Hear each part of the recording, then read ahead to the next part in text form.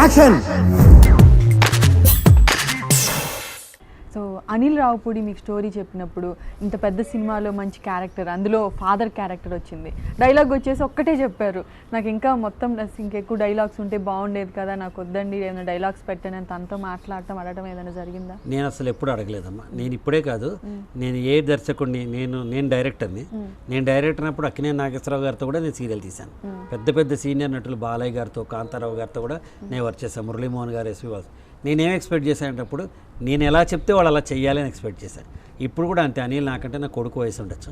అనిల్ ఏం చెప్పినా నేను ఏ రోజు ఈ క్యారెక్టర్ అతను చెప్పాడు, సార్ మీరే వేయాలి వేషం, బాగుంది, మీకు బ్రేక్ వస్తుంది అన్నాడు. నేను ఏ రోజు చెప్పలే. పైగా చేస్తున్నప్పుడు కూడా మా అందరికీ మీరు ఇప్పుడు చూసినప్పుడు అటెండ్ అవ్వారు, చేస్తున్నప్పుడు కూడా బాగానే అవ్వేది. ఇన్ఫ్యాక్ట్ ఆ పెళ్లి చూపుల సీన్ చేశాను చూడండి. ఆ పెళ్లి చూపుల సీన్ లోపల అంతేగా అని అనేటప్పుడల్లా నాకు నవ్వు వచ్చేది. అలాంటి వెంకటేష్ గారు అంటారు ఒకసారి, అనగానే నేను వెంటనే ఇలా చూసి ఇలా ఒక ఎక్స్ప్రెషన్ ఇస్తాను అనమాట. అది చేస్తున్నప్పుడు పొట్ట చెక్కలే ఈ యూనిట్ అంతా నవ్వారు. అసలు యూనిట్లో నన్ను పేరు పెట్టి పిలవడం మానేశారు. మేము బ్యాంకాక్ వెళ్ళాము. ఆల్మోస్ట్ నేను ఒక 35-40 డేస్ వర్క్ చేస్తుంటాను. ఈ 35-40 డేస్లో కూడా అందరూ కనిపించగానే అంతేగా అనేవాళ్ళు. అది ఇప్పుడు ప్రేక్షకులు అంటున్నారు అంతే.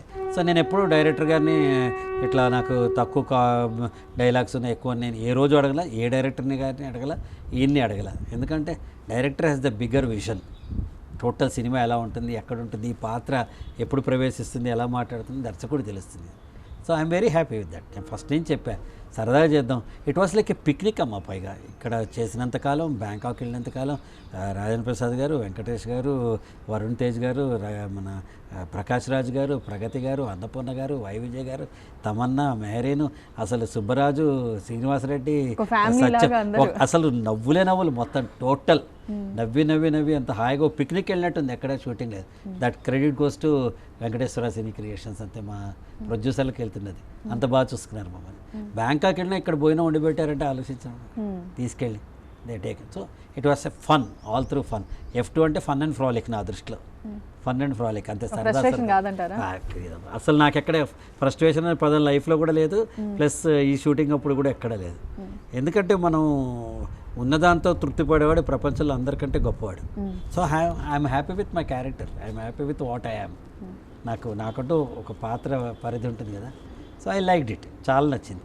ఒక సాఫ్ట్ ఫాదరు, అడ్జస్ట్ అయ్యే ఫాదరు, ఆ భార్య కొంచెం టిపికల్ కాస్త ఓవర్ ఇంటెలిజెంట్ భార్య, ఆవిడ మాట్లాడుతూ ఉంటుంది. చాలా అందరు ఎవరి పాత్రలో వాళ్ళు చాలా బాగా. ప్రగతి గారు కూడా అద్భుతంగా చేశారు యాక్చువల్గా.